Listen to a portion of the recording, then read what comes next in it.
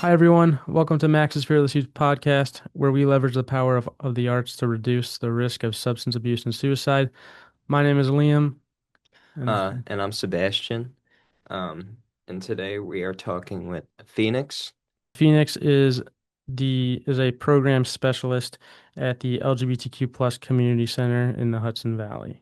As a program specialist, what is your role? So, I've been at the center a long time, so my job is to like fill in cracks, but then like also Hmm. my job is mostly like background stuff of events, like stuff that you kind of don't think about of like, okay, for this event we need sound, so I have to set up the sound. I have to reach out to the Hmm. people that are involved, schedule everybody to get there. Also like doing attendance stuff if we're Hmm. doing an event where we need to kind of capture demographic data because Hmm. some of our funding requires that we capture demographics. I do a lot of my own events, some programs, and like general help around the center. What would you say is your favorite part about your job? I think working like in my own community is kind of the best part. Made a lot of connections and I've started a lot of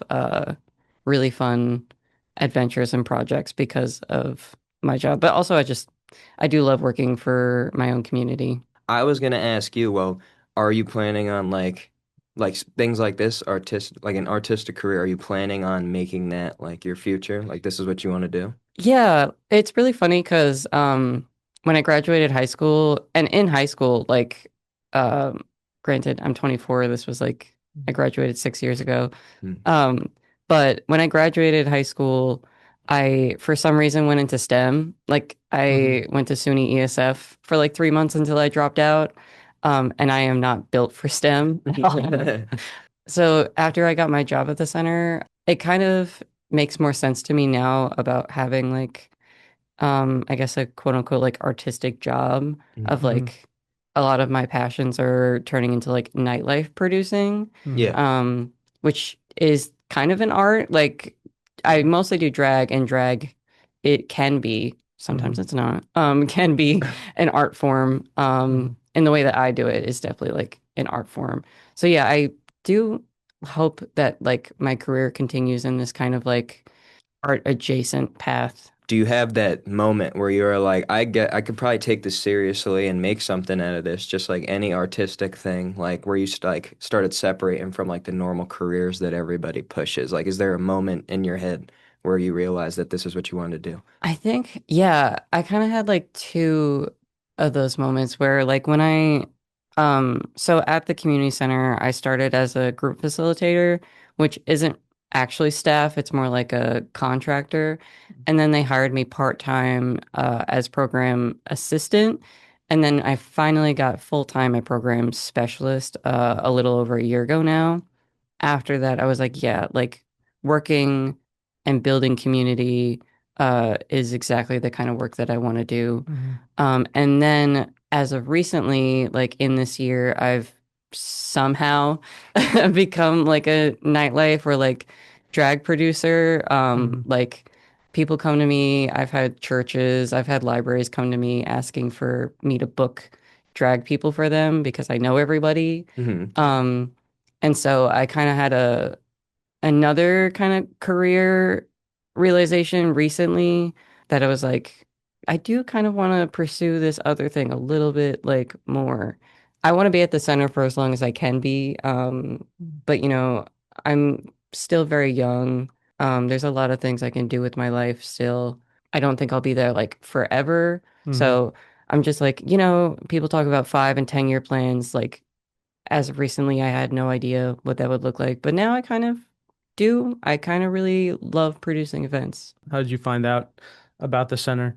It might have been either through Instagram, but I remember I went to my first New Paltz Pride because I'm not from up here. Hmm. I'm from Long Island, and then I got to meet the people that were currently working at the center, and I was like, oh, I just applied to be like a group facilitator. I Hmm. would love to like, and I think putting like a face to my name really helped. So I did eventually get to be a group facilitator of the early Gen Z queer hangout. You say that art is also a big coping mechanism for Yeah. trauma, and Yeah. I won't dig into the trauma, but I do want to know how much has art played in like improving your mental health and keeping you away from bad things? I mean, like talking about my art and not talking about like my trauma are two very like Hmm. it's kind of impossible. I'm Right. very like open about my stuff. Okay. Kind of the whole point of my art is to show like a very, very vulnerable side of myself so that like maybe somebody can see it and like feel like see themselves in my art. Hmm. Um, because I don't know, the art world is so like the professional art world is so like, look at this oil painting that kind of has like no fingers on it. Yeah. Um, when my art, I do use it as a coping mechanism. Hmm. So like in high school, when I was going through like, the peak of my trauma, I would Mm. have like a loose leaf paper in class and I would just be like drawing of whatever like I Yeah. felt. And then come like my junior year of high school, I started like actually making that into like quote unquote like real art, like Hmm. on like actual paper with actual paint and stuff. And it was very funny because it's very like it's not disturbing to me anymore. I guess to like other people Hmm. it could be disturbing imagery, but just like that up on a wall in like my high school is like Hmm. crazy of like teachers being like, yeah. Yeah, that kid's normal. Do you think that art was like the main ship that you sailed to do that? Yeah, I think so. See, the reason I went into STEM was because I tried dipping my toes into like the art world as I perceive it. And I got rejected from a lot of things and I didn't win any like Hmm. scholarships or anything from like the things that I applied to. So I kind of gave up and then I didn't do art for a long time. And then I think like in 2021, when I was going through it, I started doing art again and I don't know, and then I started opening up about my art and like Hmm. showing people my art and they really liked it. And so I was like, "Oh, okay, I don't have to like hide it. I can just show people." And then also finding my artistic capabilities in like different ways of like not just pen on paper, but like lately I've been doing like costuming with drag, so it's like Hmm. that's getting me farther the art that I started with. So I wanted to know, has that always been a thing, like since childhood? Have you always been like someone who's always doing something creative, or is this like very spur of the moment for you in the past 10 years? Yeah, no, I've always been creative. It's a really cute thing that I don't get to talk about that much. But when I was a kid, I mean, obviously I was that kid that drew on walls, but also I think the thing was like I would get computer paper and then I wanted to be a fashion designer when I was little. Hmm. And then I would just draw like these like really cute dresses and I would just like go through like stacks of like just computer paper and like just drawing these like dresses like fish themed or like Hmm. mermaid themed and then space themed. But yeah, I've definitely always been creative. I've also always been kind of creative in the way that like is problem solving. Hmm. Mm. It's hard to name an example, but like I remember, oh my God, when I first got a hot glue gun, it was life changing. I made so many like weird little sculptures of like just things glued together. You said so you're creative all around. What would you say is your favorite art style throughout the years? Mm. My favorite is I don't know. It's one of those Hmm. things of like I don't have a favorite, Yeah. but I do really love like pen on paper. I think Hmm. something like Bristol paper is my favorite kind of paper because it's like sleek and just like pure white and then like I love going on that with like black ink. I really love high contrast like black ink on white paper. And then also getting deeper into drag and doing costuming has been really fun. Hmm. I did a show, today's Friday, Yeah. Wednesday Hmm. night. I did a show at Snug's.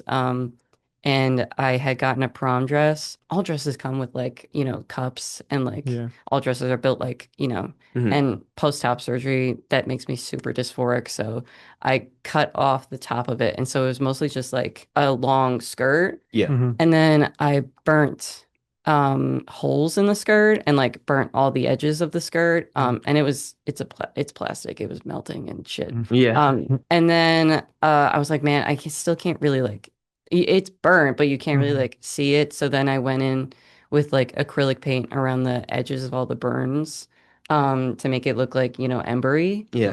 Hmm. That was like a whole project and it's been really fun like creating costumes Hmm. for drag and then I did that costume to the song Burn Alive by the Last Dinner Party. I wanted Mhm. to know, I mean, as a Kingston kid, so, has like this community here Mm, that you feel it's been very supportive because everything you've like the consensus has been like a community artist. Like you've been here yeah. for us. So I want to know how we have treated you. Yeah, it's moving up here was definitely like life changing. Mhm. Um, Long Island, I talk about this all the time, but like Long Island is very like it's very capitalist in the way that it's very individualistic.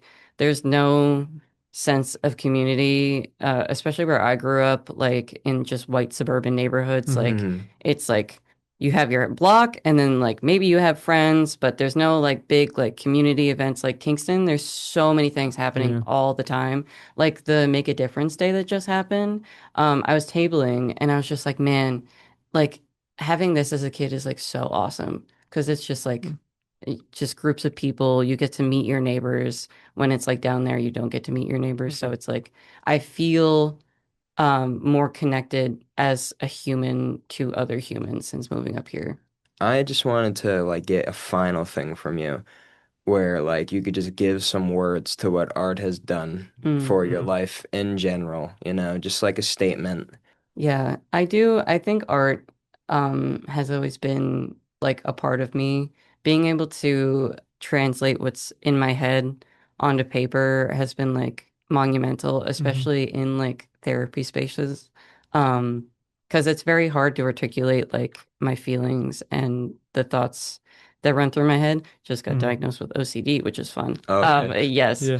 But yeah, so being able to like put that into art has been like imperative to where I am now. You're just like a messenger for that. For all the artists, you're doing good for us. Thank you so Mhm. much, Thank Phoenix. you. Thank you.